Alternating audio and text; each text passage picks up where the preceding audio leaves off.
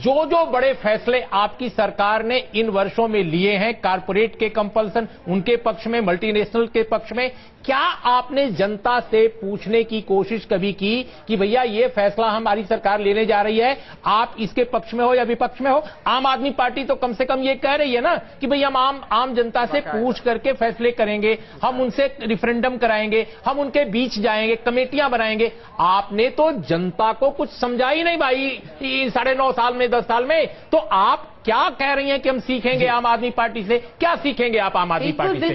आपने गांधी जी से सीखा होता, आपने नेहरू जी से सीखा होता, आपने नेताजी से सीखा होता। ये केजरीवाल साहब से सीखने की जरूरत क्या थी आपको? जी, आपने गांधी जी से क्या सीखा है?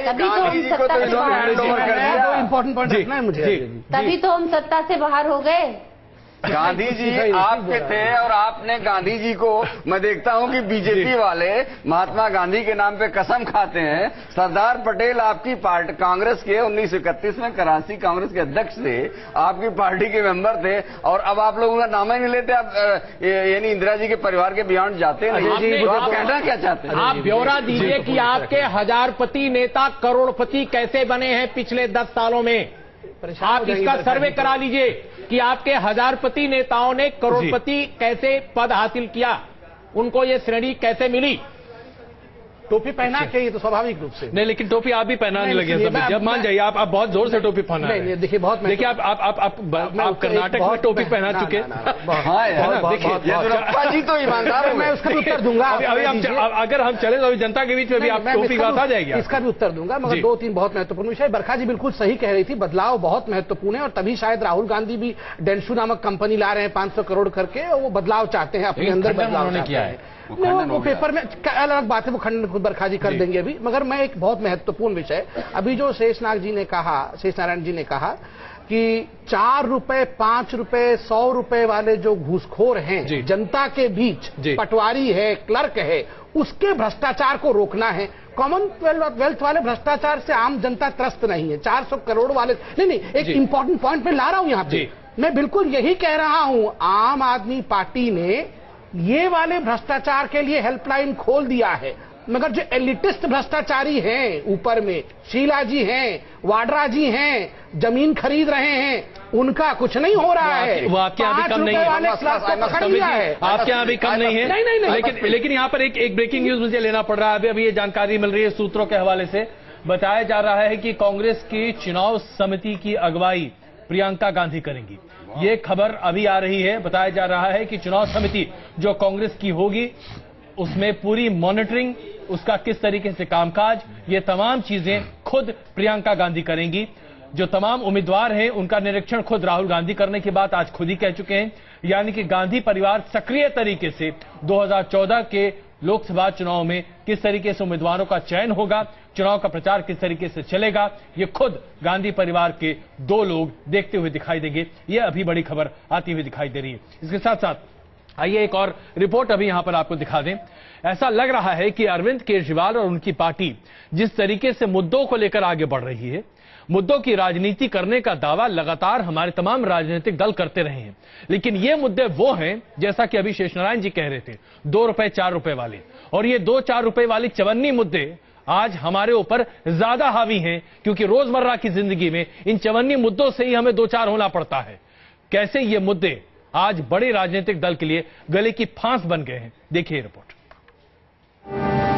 20 किलोलीटर पानी जो डोमेस्टिक यूजर्स है, घरेलू प्रयोग करता है, उनको मुफ्त दिया जाएगा, जिसका बिल उनसे नहीं लिया जाएगा। 0 से 200 यूनिट कंजम्पशन करते हैं, उनके रेट आधे किए जाएंगे। 01127357169, ये सुबह 8 बजे से रात को 10 बजे तक काम करेगा नंबर। 13 दिन की सरकार और 3 बड़े वादों को अमली जामा।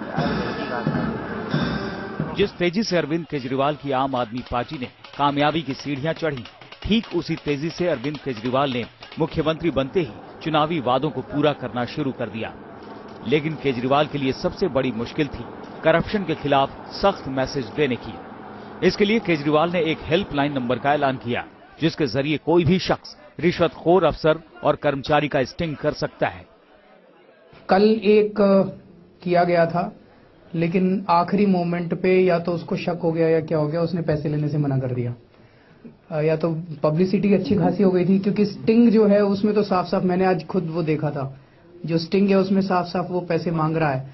लेकिन जब वो ट्रैप वाले गए तो उसने कहा जी मैं बिना पैसे के काम कर दूंगा। तो यह तो पब्लिसिटी काफी हो गई है उसका। अच्छा है, हमारा मकसद कोई ये थोड़ी है कि सबको पकड़ के जेल भेजे, हमारा मकसद तो एक खौफ पैदा करना है।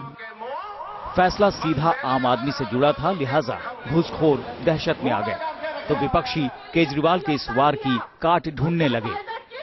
भ्रष्टाचार के लिए टेलीफोन की लाइन तो खोल दी एडवाइस करने के लिए कि आप कैसे स्टिंग ऑपरेशन करेंगे, लेकिन अपने 10 लोगों के खिलाफ जो स्टिंग ऑपरेशन हुआ उसके बारे में आज तक कोई एक्शन नहीं हुआ।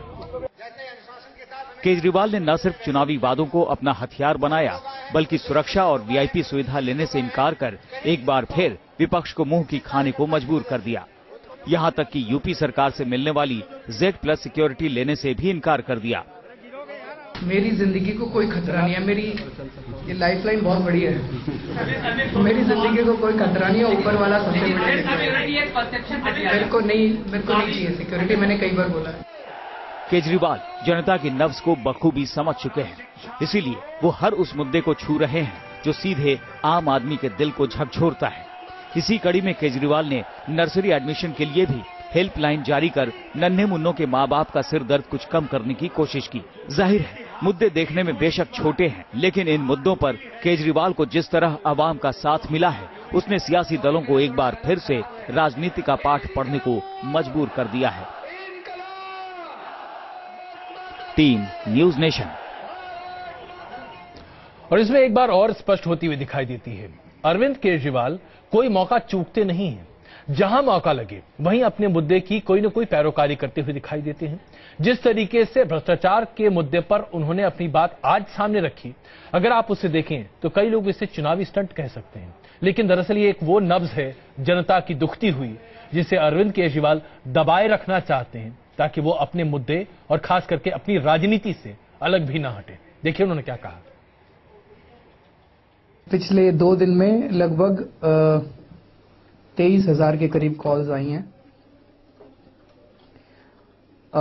आज एक ट्रैप किया गया, कल एक किया गया था, लेकिन आखिरी मोमेंट पे या तो उसको शक हो गया या क्या हो गया, उसने पैसे लेने से मना कर दिया। या तो पब्लिसिटी अच्छी खासी हो गई थी, क्योंकि स्टिंग जो है उसमें तो साफ साफ मैंने आज खुद वो देखा था, जो स्टिंग है उसमें साफ साफ वो पैसे मांग रहा है। लेकिन जब वो ट्रैप वाले गए तो उसने कहा जी मैं बिना पैसे के काम कर दूंगा। तो यह तो पब्लिसिटी काफी हो गई है उसका। अच्छा है, हमारा मकसद कोई ये थोड़ी है कि सबको पकड़ के जेल भेजे, हमारा मकसद तो एक खौफ पैदा करना है। आज असिस्टेंट रजिस्ट्रार ऑफिस में असिस्टेंट रजिस्ट्रार के बिहाफ पे, वो भाई साहब खड़े, शायद उन्हीं का केस है, असिस्टेंट रजिस्ट्रार के बिहाफ पे पैसे लेते हुए उनका स्टाफ वाला पकड़ा गया और असिस्टेंट रजिस्ट्रार वहां से भाग गए। तो वो प्रूफ सफिशिएंट है, जब जहां मिलेंगे असिस्टेंट रजिस्ट्रार उनको गिरफ्तार कर लिया जाएगा। 16 केसेस स्टिंग के लिए तैयार है, स्टिंग हो चुके हैं, मतलब अब ट्रैप के लिए तैयार है। सैटरडे संडे छुट्टी होती है, मंडे को मुझे लगता है लार्ज स्केल पे ऑपरेशंस होंगे।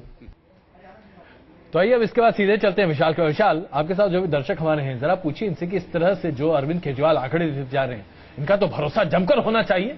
बिल्कुल, एंटी करप्शन हेल्पलाइन नंबर जारी कर दिया है उन्होंने। बीजेपी शासित भी कई राज्यों में नंबर है, लेकिन ऐसा कुछ खास होता वो नजर नहीं आया। नहीं, हर जगह है, वो बात अलग है, मीडिया ने उसको कवर नहीं करा।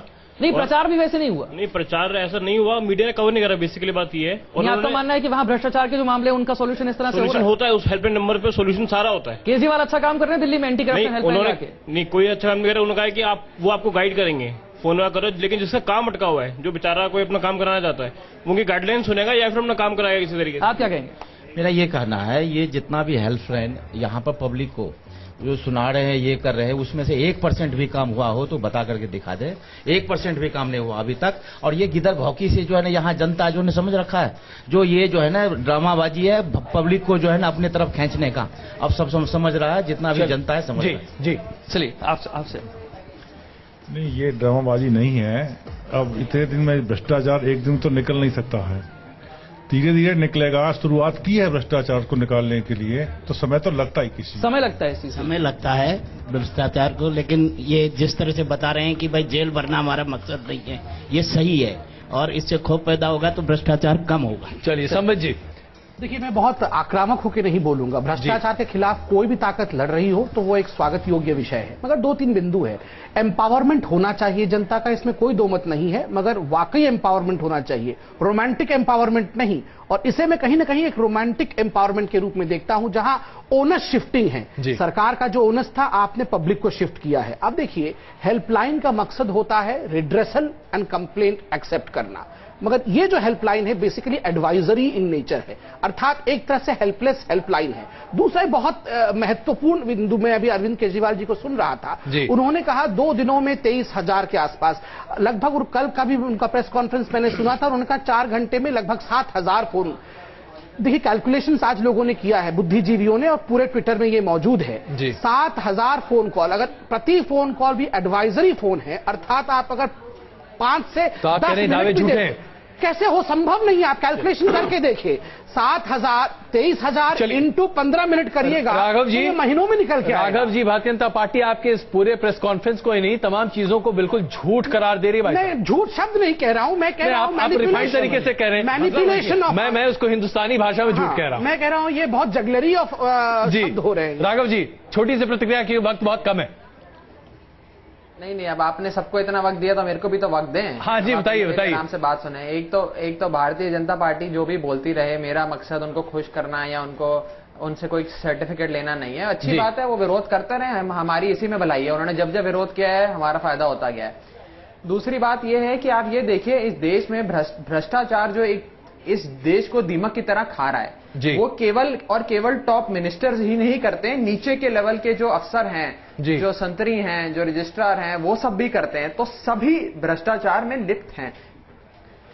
ऐसा नहीं है कि हर अफसर गंदा है, बट काफी हद तक अफसरों में भ्रष्टाचार देखा गया है। तो मुद्दे की बात यह है कि एक ऐसी चीज लाई गई है जो डर पैदा करेगी और जड़ से भ्रष्टाचार को खत्म करेगी। केवल इसका मकसद ये नहीं है कि जेल भरे, कि लोगों को भ्रष्टाचार के पैदा करना चाहते हैं, कारण से उसको जेल में बंद करें, बट एक वाहियात बात पैदा होगी और ये फैलती जाएगी। चलिए, और मैं क्षमा चाहता हूं, शो खत्म होने वाला हमारा। बस एक आखिरी चीज अजय जी, आखिरी चीज ये है कि ये जो हमारा एक स्टेप उठाया है, केवल यही स्टेप नहीं है, इस टाइप की कई सारी चीजें। बिल्कुल, हम उसका इंतजार कर रहे हैं राघव जी, इसमें कोई शक नहीं है। जनता और हम सब उसका इंतजार कर रहे हैं राघव जी, उसका इंतजार करें। जी उर्मिलेश जी, बहुत छोटी मैं ये कह रहा हूं कि ये जो कह रहे हैं जी, ये खुशफहमी पाल लें, ये खौफ से करप्शन खत्म नहीं होता है। खौफ एक उपकरण है जो करप्शन को फाइट करने में सहयोग करता है। करप्शन के कारण सामाजिक आर्थिक है, उसको जब तक ये एड्रेस नहीं करेंगे, इलेक्ट्रिसिटी बिल है और सारी बिल है, ये किसी खास सिस्टम के तहत आई है जो करप्शन पैदा करती है। कई सिस्टम को ये एड्रेस नहीं कर रहे हैं, दैट इज देयर प्रॉब्लम। बिल्कुल, एजेंडा जो है वो ये है कि जिस दिन बीजेपी ने कहा कि हम सरकार नहीं बनाएंगे, उस दिन उन्होंने अरविंद केजरीवाल के हाथ में एक बहुत बड़ा मंच दे दिया कि आप सरकार बनाओ और लोकसभा चुनाव का प्रचार करो। तो अगर हम इसको भ्रष्टाचार खत्म करने के लिए के प्रोग्राम के रूप में देख रहे हैं तो हम गलती कर रहे हैं। ये उनका लोकसभा चुनाव का प्रचार है। सड़क पे बैठ के जब वो भ्रष्टाचार मिटा रहे होंगे, कितना मिटेगा वो तो 6 महीने बाद पता लगेगा, लेकिन 6 महीने बाद तक बीजेपी और कांग्रेस को पता लग चुका होगा कि अरविंद केजरीवाल ने जो मीडिया का इस्तेमाल जिस तरह से किया है, उससे आपकी इस टिप्पणी से और कोई खुश हो न हो, संबित आज बहुत खुश होकर जाएंगे। आप सबों का बहुत बहुत धन्यवाद इस चर्चा में शामिल होने के लिए। जाहिर सी बात है, अभी जो कुछ हो रहा है उससे एक बात तो स्पष्ट होता दिखाई दे रहा है, अरविंद केजरीवाल मुद्दा सेट करते हैं दिखाई दे रहे हैं, और ये अपने आप में दोनों पार्टियों के लिए, चाहे कांग्रेस या भारतीय जनता पार्टी, चिंता का विषय है। खतरे की घंटी है, अगर अब सजग न हुए तो वाकई में उनके लिए दिक्कत होगी। चलिए चलते चलते हम आपको यह भी दिखा दें कि लोगों ने किस तरह की प्रतिक्रियाएं दी, जो हमारे तमाम दर्शक हैं जिनका हम धन्यवाद देना चाहते हैं। पार्था राय कह रहे हैं कि बीजेपी और कांग्रेस दोनों को आम चुनाव में बड़ी मुश्किल का सामना करना पड़ सकता है, क्योंकि आज वोटर ही कंज्यूमर है। फेसबुक पर यह उनकी टिप्पणी आई है। संदीप शर्मा जी हमारे दूसरे दर्शक हैं, जिन्होंने फेसबुक पर यह लिखा कि आपकी कामयाबी से बीजेपी और कांग्रेस दोनों को ज्यादा दर्द हो रहा है। और हमारे कई दर्शक हैं, हम आप सबों का धन्यवाद देते हैं। संजीत सिंह जी ने लिखा है कि लोग विकास की तलाश में हैं, विकल्प की तलाश में आप कीजिएगा, और वो आपसे उनको मिल रहा है, और ऐसे में वो आपको, और लेकिन आपको उसमें खुद को प्रूव भी करना पड़ेगा। ये तमाम बातें निकल कर आ रही हैं। आपकी तमाम प्रतिक्रियाएं हमें मिलती हैं। हम आपसे गुजारिश करेंगे कि आप ज्यादा से ज्यादा लिखें ताकि आपकी बातों को कम से कम आपके नेताओं तक पहुंचा सकें।